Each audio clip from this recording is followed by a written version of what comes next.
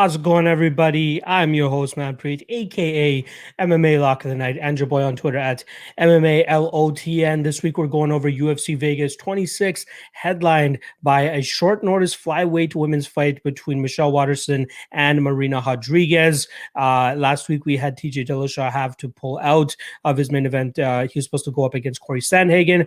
Very unfortunate loss of a main event there, but it is what it is. Great fight that will see postponed, so at least we'll get to see them fight each other still, but it's just not happening this week. And we still got a great main event. I think a lot of people are giving it too much flack, in my opinion, but I think it's a great main event that will definitely deliver on the entertainment side of things. So first and foremost, let's just get into my quick picks that I want to give to you guys in terms of the full card, and then we'll flow into the rest of the card here for you guys. So just starting off at the bottom of the card real quick for you guys, we got Carlson Harris. I got him over Christian Aguilera. I got Jun Young Park over Tafon and Chukwi. I got Zaruk Adashev over Ryan Benoit. I got Mike Trizano over David Klein. I got Kyle Daukaus over Phil Hawes. I got Philippe Lins over Ben Rothwell. I got Angela Hill over Amanda Hibas. Gregory Gillespie over Diego Ferreira. Marcos Algierio de Lima over Maurice Green. Neal Magni over Jeff Neal.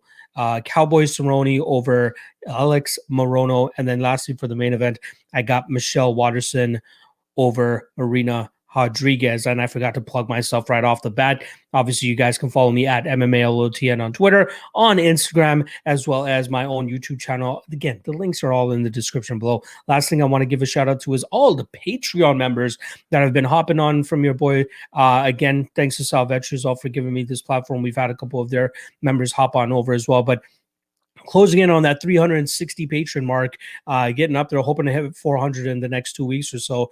But given the speedy ability to gain Patreon members and the amount of success I've been having with my Lock of the Night plays, it makes sense. So shout out to the Patreon. Again, link is in the description below. And also want to give a shout out to Prize Picks, prizepicks.com.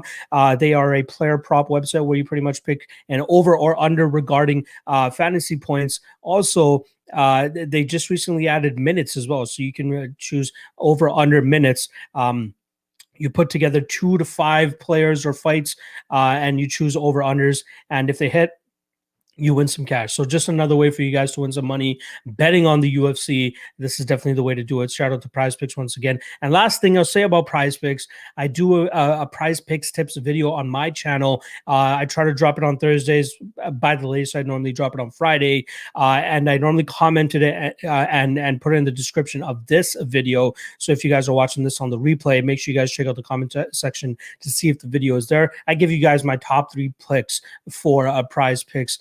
Because they're such a good sponsor of the show. Once again, make sure you guys use promo code UFC100 when you sign up over there, and they'll match your initial deposit up to $100.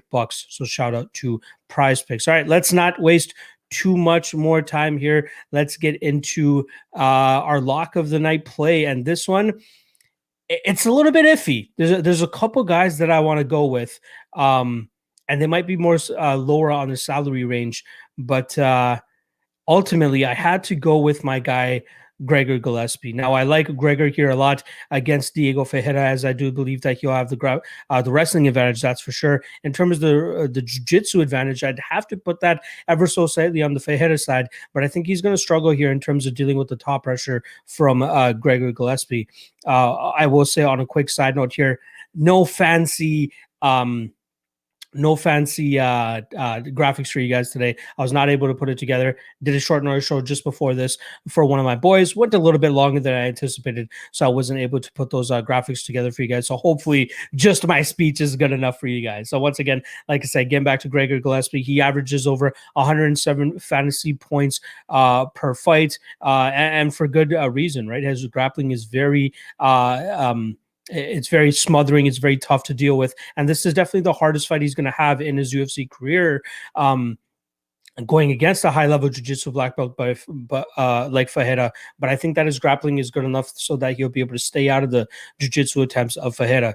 Despite staying on the feet, I think that Fajeda has a slight advantage, though we are seeing a slight improvement in Gregor Gillespie's striking game every time we see him out there. So hopefully he gets to show off a little bit more of that without getting knocked out, just like he did in his last fight against Kevin Lee. Now we're talking about closing in on 2 years now since the last time we've seen him inside the cage, but I think that's the appropriate amount of time to take off, especially after a big knockout loss like that. And I think that he'll go out there and show a great game plan here against Fajeda, who didn't show the greatest takedown defense in his last fight against Benio Dariush. And I think that's a huge red flag if you're looking to back him here this weekend. You got to be hoping that he's able to pull off a submission off of his back. Otherwise, he's going to be in some trouble with Gregor going out there and absolutely landing some big shots on the ground. I do think that Gregor wins by decision, so we'll get a full 15 minutes of possible control time, some takedowns, and I think that control time is definitely going to rack up here and give us some good money on Gregor Gillespie. So he's definitely my lock of the night play. For anybody dropping questions and comments in the chat, I'm going to let you guys know I will tackle them at the back end of the show. So please do drop any question, comments, or concerns that you guys have in the chat whenever you please. But as soon as I wrap up my main segments, I'll get to the questions over there, and then we'll wrap the show up. Not trying to take too long on the show today. As apparently it's better to have shorter shows on the back end for the YouTube stuff. So hopefully it plays out today for us. All right. In terms of a dog of the night, again, I think that this is a very dog-friendly card. There's a ton of very good spots, and the one that I like the most, and she turns out to be the cheapest here, is Michelle Waterson. She's at 7,000, which is crazy to me. But then again, the odds are what they are. I like Michelle Waterson a lot here. Now, a lot of people are going to be enthralled by what they've seen from Marina Rodriguez last time around when she was able to knock out Amanda Ribas, and I was obviously one of those few guys that was on Amanda Ribas in that spot. Or sorry, I was on Marina Rodriguez in that spot, cashing that plus 1350 TKO ticket. But I think that she's going to have a bit of a tougher time dealing with Michelle Waterson here. Waterson has a very underrated grappling game, and as I think that her wrestling will allow her to bail her out of the striking the deficiencies that she'll face on the feet here against Rodriguez. But Waterson's striking is much better, in my opinion, than Amanda Ribas' striking game, and I do think that it's serviceable enough for her to stay away from the big power of Rodriguez long enough to be able to drag this fight to the ground, where she's going to get some control time, she's going to get some significant strikes from on top, and she'll land multiple takedowns in this fight. The only way she doesn't land multiple takedowns, and I think this happens regardless whether she gets one takedown or multiple takedowns, I think she locks up the submission. We got 5 rounds in this fight, and Rodriguez is notoriously known to start slowing down later in fights. Now, she's never gone 5 rounds in the past before, and she's going on 5 rounds on short notice here, up a weight class, and not to mention she got into Vegas, I believe, yesterday, which is, normally fighters get into Vegas around Monday. And she took an extra day due to logistical issues in terms of the UFC getting her up to Vegas. But that's definitely going to mess with her as well. This fight is up a weight class, obviously, because it's on short notice, and some people are thinking that it's going to help Marina Rodriguez with her cardio. I don't think it's going to help her to that extent. She's still going to start to gas out the later that this fight goes.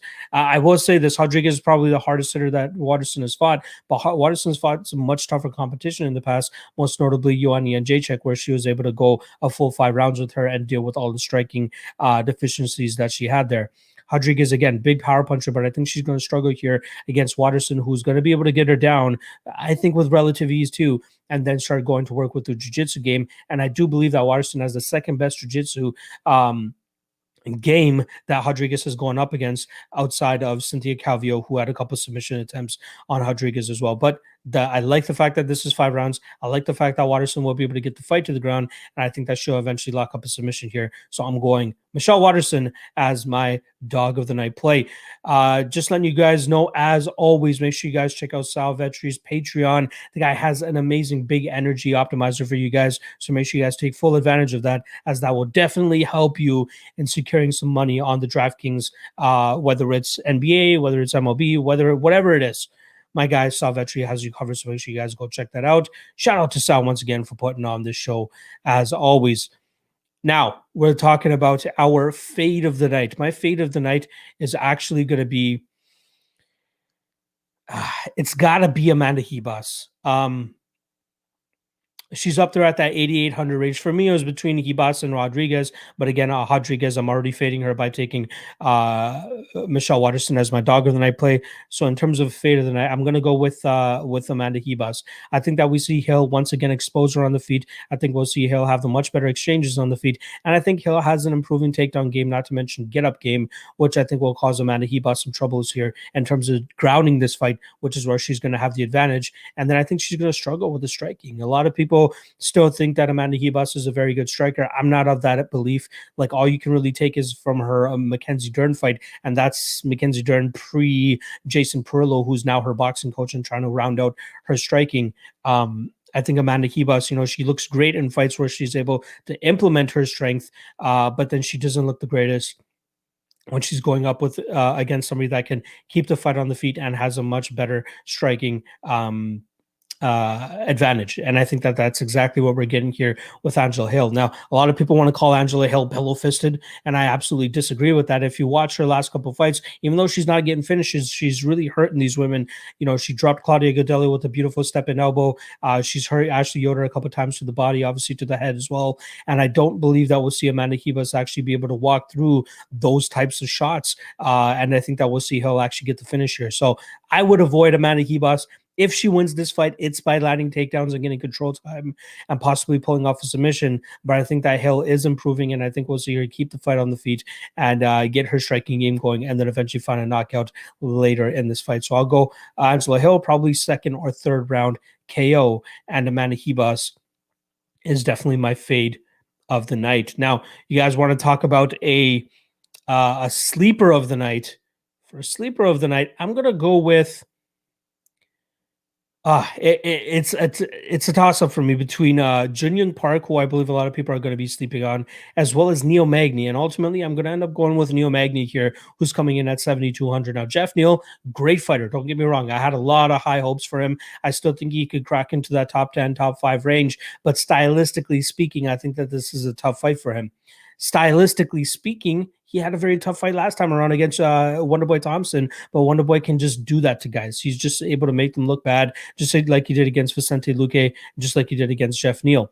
With Neal Magni, he has that similar style, which is not a karate style, but that style that is staying in your face, jabbing your face off, clinching you up against the cage, getting some control time, going for takedowns. And even though Jeff Neal has a 92% takedown rate here, I don't think that Magni needs to get takedowns here to be successful. Even just clinching him up against the cage, staying up against him, and not letting his getting Jeff Neal the space and the comfortability on the feet to get his strikes off. Jeff Neal needs that space to operate, and Neal Magni is very synonymous with knowing to be to just stay in his opponent's faces, not letting them get their games going, jabbing, like I said, jabbing their face off, staying on the volume, staying on the output, so that their opponents don't get comfortable and end up getting a knockout. I will quickly touch on Neal Magni in terms of the 2 knockout losses that he has had in the UFC. The most recent one was to Santiago Ponzinibbio. That was in a main event spot where he got his leg chewed up for the first 3.5 rounds and then eventually knocked out at the ending of that 4th round. And then the one before that was a similar type of beatdown with Lorenzo Larkin chewing up his lead leg and then finishing him at the ending of that 1st round.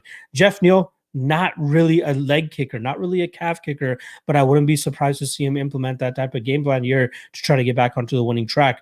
I believe Saif Sayoud is a smart enough coach to try to implement that here against Neal Magni. But until we see that on tape, it's not confirmed that he'll go out there and actually take that type of approach. So I do like Neal Magni here to implement his type of style, rack up a bunch of points for us, whether it's control time up against the cage, whether it's throwing the volume, whatever it may be. And even if he lands a takedown or two here, that would definitely help as well. But I do think that Neal Magni is going to be very much slept on this weekend, which is why I'm taking him to be my sleeper of the night play. And I think he has a very high upside to go out there and finish our guy, Jeff Neal. All right. Next segment that we have is the main event. Is it stackable or not? And we have the main event between Michelle Waterson and Marina Rodriguez. Personally, I'm on the Waterson side here. I'm not a big fan of stacking this type of matchup, as I believe both girls have high upside for getting a finish. If Marina Rodriguez gets the finish and it's later in this fight, okay, then the stackable main event doesn't look too bad. But I think if it plays out the way that I think it is, which is Michelle Waterson getting takedowns and nullifying the game of Rodriguez, you're not getting that many points from Rodriguez. So I'm going with the Michelle Waterson side here, and I don't think that it's a stackable main event. A favorite plays in each range. So obviously 6,000s, we only have Mike Trizano in there. And I do think he is a live dog in the spot against Ludovic Klein that a lot of people seem to be very high on. I do like Klein. I do think he has some high upside. But stylistically speaking, I think that this is going to be a very difficult fight for him. And I do like Mike Trizano here. And I'm actually picking him to win. So I don't mind him at that 6,800 range. Now, in terms of points, he's more of a point scorer on the feet. So he's not really a DraftKings friendly per se. I don't think he'll be able to land crazy amount of takedown downs here. I don't think that he's going to get this crazy amount of control time. I think he'll be more so outpointing Ludovic on the feet, and that might not translate to the best DraftKings score here. So I will still obviously take Trizano. He's the only 6,000 ranged fighter here, and I do think he ends up winning this fight. All right, my favorite play in the 7,000 range still got to be Michelle Waterson at that 7,000 number. I do think she lands takedowns. I do think she gets control time. She can win by decision, but I think she snatches up a submission here. So I'm going to take Waterson by submission, and she's definitely my favorite play in the 7,000 range. I will say, though, there are some very live dogs on this card. I believe that Jin Young Park is a live dog. I believe that Zaruk Adeshev is a live dog, though I don't think he'll score that many points DraftKings-wise. I think Angela Hill is very live. I think that Diego Ferreira is live. But I do believe in Gregor Gillespie quite a lot. And then obviously I think that Neal Magni is very alive as well. Speaking of the 8,000 range now, I'd say my favorite spot here in the 8,000 range will be either Gregor Gillespie. Obviously, I had him as my lock that I play. I think Kaldaukas is quite is able to go out there and get his win too.